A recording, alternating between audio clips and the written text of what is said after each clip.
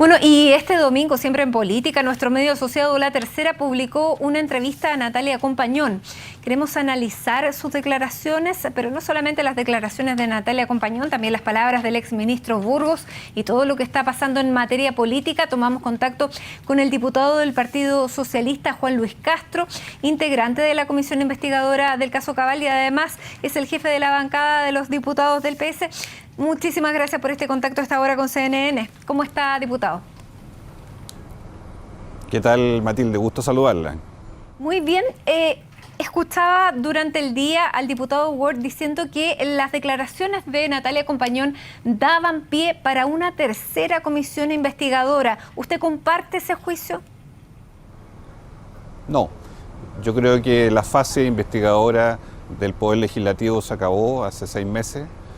Hoy estamos ya en una etapa en la cual se han formulado cargos en el mes de enero, hay medidas cautelares en curso y hay una sentencia que va a llegar en los próximos 6 meses. Por lo tanto, aquí sería absurdo ir ahora a investigar lo que ya no se pudo hacer, particularmente cuando se trata de privados que nunca quisieron asistir a la comisión investigadora durante casi un año y que menos ahora van a ir cuando no es obligatorio para ellos hacerlo y ya demostraron que no tenían ánimo de hacerlo, pero además porque el proceso judicial está muy avanzado y es ahí donde tiene que estar radicado el fallo definitivo y la condena que seguramente va a venir en los próximos meses. Sin embargo, diputado, todo esto y toda la entrevista de ayer trae reacciones políticas. Primero, ¿se sabe quién asesora a Natalia Compañón para que dé esta entrevista y se la dé también a un diario que pertenece al grupo Copesa? Yo he escuchado que hay gente, no sé quién es, que la asesoran y que ofrecieron incluso a distintos medios de prensa un cuestionario para que sobre ese formato quien quisiera se acercara a ellos y tomar esta entrevista. Entiendo que incluso algunos medios no quisieron, no se inclinaron por tomarla así porque tenía ya una prefiguración. Pero ya hecha la entrevista, yo creo que revela 2 cosas. Primero, que ella está sola y está buscando de algún modo expiar las culpas sobre las cuales pesan los cargos que ya la Fiscalía y el Ministerio Público ha colocado sobre ella y además desligarse de distintos otros personajes con los cuales tuvo una relación comercial y cuando ya estamos en tierra derecha, naturalmente el sálvese quien pueda, por decirlo de alguna manera, está primando como para mostrar más bien una imagen de inocencia o ingenuidad o desconocimiento o incluso de perjuicio, como lo insinúa en un momento en la entrevista, casi como si fuera una ciudadana más que está afectada por los problemas económicos, que tiene que salir adelante con su familia, pero sin colocar el foco en lo que realmente importa, que son las responsabilidades que tuvo como gerenta de Cabal, junto al señor Valero, de todas las múltiples actividades comerciales que hicieron, algunas muy en el límite de la legalidad vigente, y que ahora ya se han ido descubriendo, se han puesto en evidencia las contradicciones en las versiones de uno y de otro, incluso con personas como Gonzalo Vial, empresario importante en la sexta región, con los cuales hubo una amistad entre ellos, y hubo después una relación comercial que finalmente derivó en que él presentara una querella por estafa, incluso donde hubo supuestos falsos correos y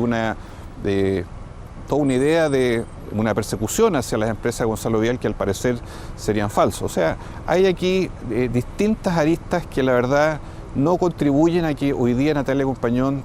se coloque en una suerte de inocencia artificial respecto a la ciudadanía, que es difícil de creer y que además está más bien puesto en mira a lo que sea la sentencia final del juzgado de garantía. Claro, usted decía faltan preguntas porque en definitiva bajo ese formato de entrevista no se permitieron más preguntas. Por ejemplo, ¿dónde está la plata que le pasó Vial, que no era poca plata y por la que ahora está él querellándose? Además ella hace incluso una crítica política al gobierno de su suegra al decir que ellos están viviendo situaciones de estrechez económica como tantos otros chilenos fruto de algo así como la desaceleración, pero ese es el término que utiliza. ¿Cómo califica usted la imagen que da Natalia Compañón después de esta entrevista? Bueno, ella quiere instalar una imagen de victimización, de carencia de responsabilidad y más bien persecución hacia ella y sufrimiento de ella respecto de todo lo que ha ocurrido. En un momento que llega tarde, yo creo, a esos hechos, porque ya ha pasado 1 año y medio desde que estalló el caso Cabal,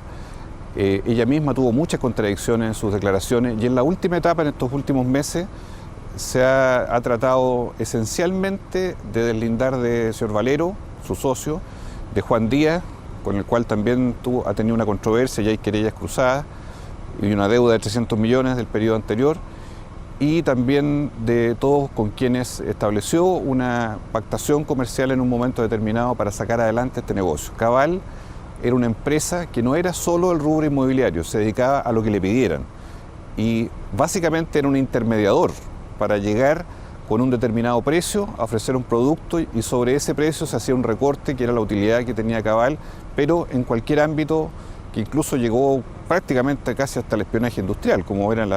todas las revisiones de correos que se hacían en las empresas de Gonzalo Vial, que al parecer también, según al menos él señala, eran falsas y no constituían que él estuviera siendo víctima de una persecución, sino que esto se creó artificialmente para mantener un cliente. En fin, no hablemos de Cyrex, que es la arista más bien sanitario-médica de instrumentos médicos que Cabal trató de colocar en el sistema de salud y las colocó, de hecho, durante largos años también a través del señor Valero. O sea, aquí no se trepidó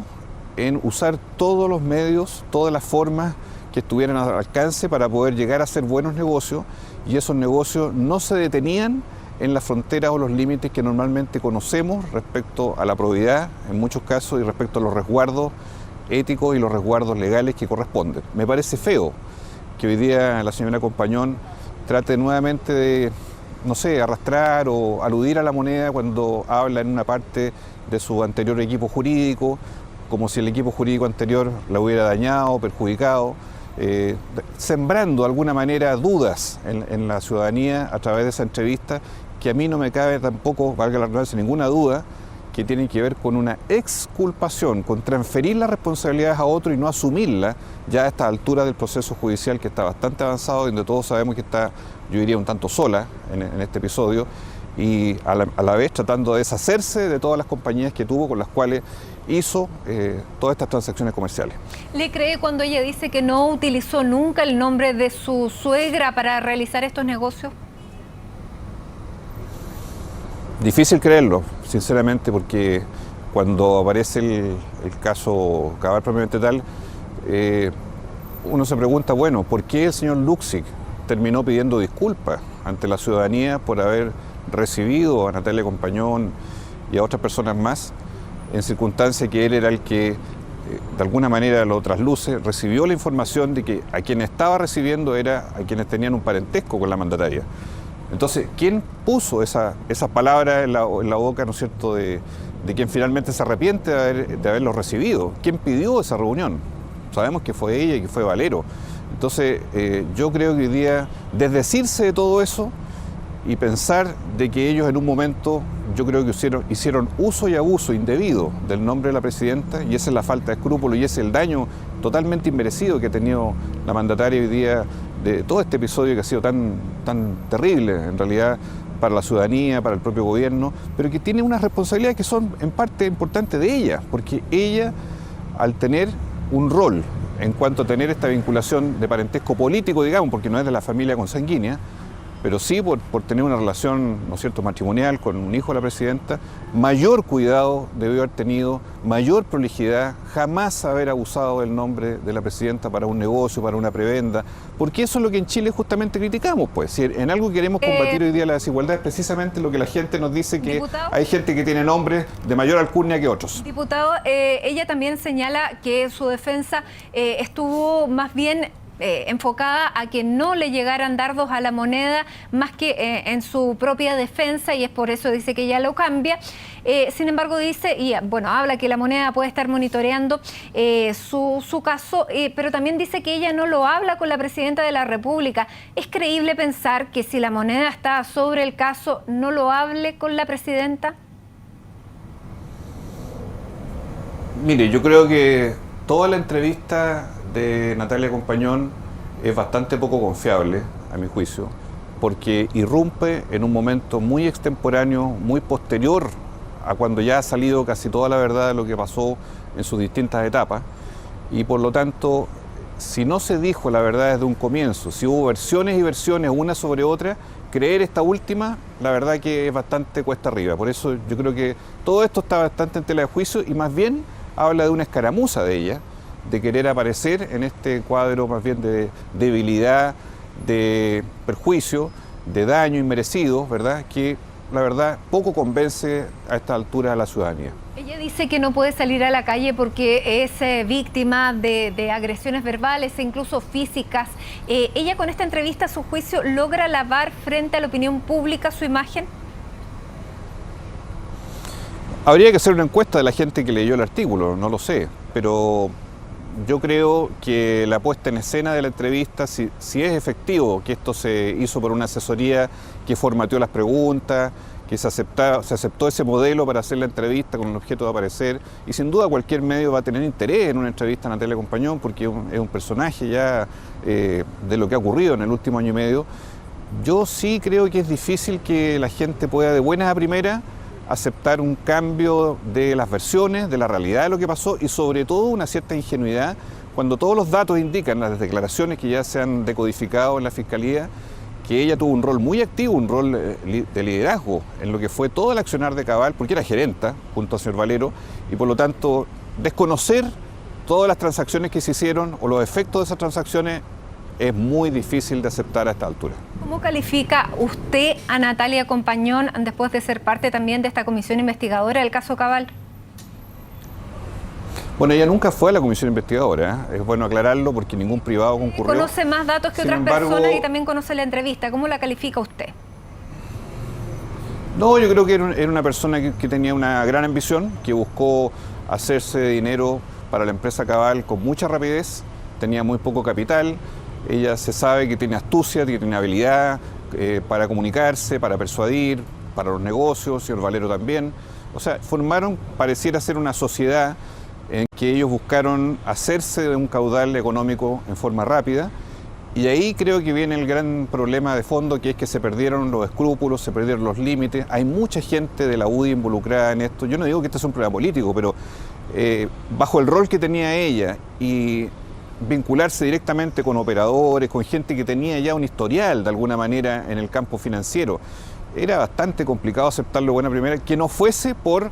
la intensa ambición de llegar a tener cantidades de dinero bajo negocios que parecían como chispazos, como oportunidades, viniera donde viniera, tomándolos sin trepidar en los medios por los cuales se llegaba a ese negocio.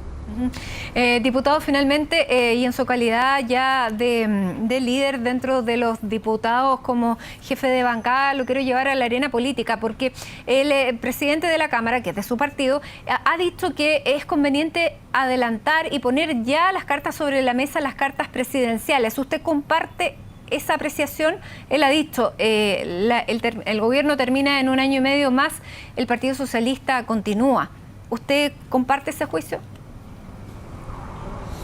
Bueno, yo creo que es cierto que hoy día estamos en un momento de debilidad en el apoyo ciudadano, tanto para la nueva mayoría como para el gobierno. También creo que es cierto que vamos a enfrentar un proceso de 2 elecciones consecutivas, municipal, parlamentaria y presidencial, en un año y medio, y siempre el electorado y el mundo de una coalición política se aglutina en torno a liderazgos que tengan la proyección para el futuro.